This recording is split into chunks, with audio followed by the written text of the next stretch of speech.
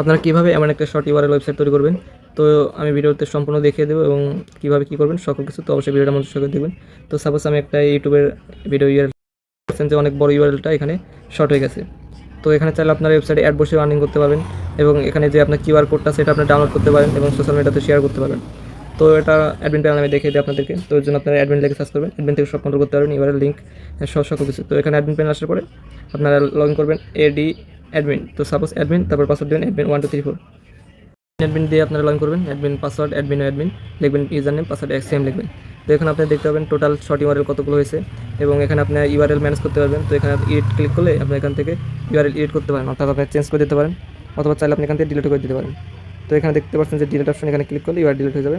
তো এখন আপনি কীভাবে তৈরি করবেন আমি আপনাদের স্টেপ টু স্টেপ দেখিয়ে দিচ্ছি। এর জন্য প্রথমে আপনাদের এই স্ক্রিপ্টটা প্রয়োজন হবে, ফাইলটা। তো ফাইলটা কোথায় পাবেন, এর জন্য আপনি সার্চ দেবেন গুগলে কোডেক্সজন বা codexion.site লিখবেন। তো আমি কোডেক্সজন লিখে সার্চ করলাম। তারপর প্রথমে যে ওয়েবসাইটটা আসতেছে codexion.site, তো এখানে ক্লিক করবেন। তো এখানে ক্লিক করার পর এখানে সার্চ করবেন যে ইউআরএল অথবা শর্ট ইউআরএল লিখে সার্চ করলে স্ক্রিপ্টটা পেয়ে যাবেন, এখান থেকে আপনি ডাউনলোড করে নেবেন। আর এখানে আপনার ফ্রি স্ক্রিপ্ট আছে অনেক, তো আপনার ফ্রি স্ক্রিপ্ট নিতে চাইলে এখানে ফ্রি লিখে সার্চ করবেন, ফ্রি। তো ফ্রি লিখে সার্চ করার পরে আপনার যে নিচে যে ফ্রি স্ক্রিপ্টগুলো আছে আপনার এখান থেকে নিতে পারবেন। তো এই অসংখ্য স্ক্রিপ্ট আপনার এখানে ফ্রি দেওয়া আছে, তো ফ্রি এখানে আপনি ডাউনলোড করে স্ক্রিপ্টটা নিয়ে আপনি সেট আপ করতে পারবেন।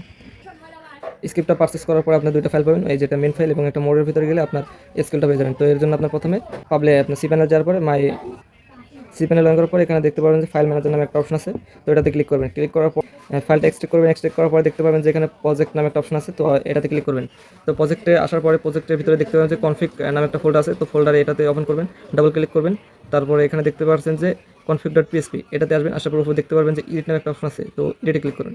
এটা ক্লিক করার পর উপরে দেখতে পাবেন যে আপনার এখানে ইউআরএলটা আছে, তো এখানে আপনার ডোমেইন বা আপনার সাইটের যে ইউআরএলটা আছে এটা এখানে চেঞ্জ করে দেবেন। তো চেঞ্জ করা হয়ে গেলে নিচে দেখতে পাবেন যে আরেকটা ইউআরএল আছে, তো এটাও আপনি চেঞ্জ করে দেবেন। চেঞ্জ করার পরে নিচে দেখতে পারবেন যে ডাটাবেসটা আছে, তো আপনার ডাটাবেস চেঞ্জ করতে হবে। তো এখানে আপনার ডাটাবেস নেম, ইউজার নেম, পাসওয়ার্ডটা অ্যাড করতে হবে। কীভাবে ক্রিয়েট করবেন দেখিয়ে দিচ্ছি। তো এর জন্য ম্যানেজ মাই ডাটাবেসে ক্লিক করবেন। ক্লিক করার পরে এখানে ক্রিয়েট নিউ ডাটাবেস আসবে, তো এখানে আপনার ডাটাবেস ইউজার নেম দিবেন।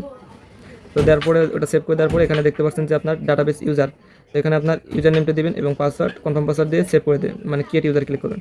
তারপর নিচে দেখতে পাবেন যে অ্যাড ইউজার টু ডাটাবেস, তো এখানে যেটা সিলেক্ট করছেন দুই জায়গায় একই সিলেক্ট করবেন, ইউজার এবং ডাটা সিলেক্ট করার পর অ্যাডে ক্লিক করে আপনার অল সিলেক্ট করে মেক চেঞ্জেস ক্লিক করে দেবেন, যেটা আছে সেভ করে দেবেন আর কি।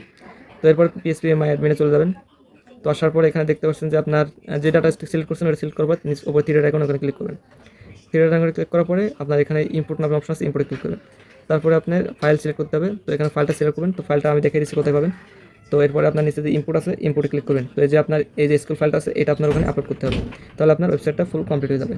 তো ভিডিওটা ফুল দেখার জন্য সকলকে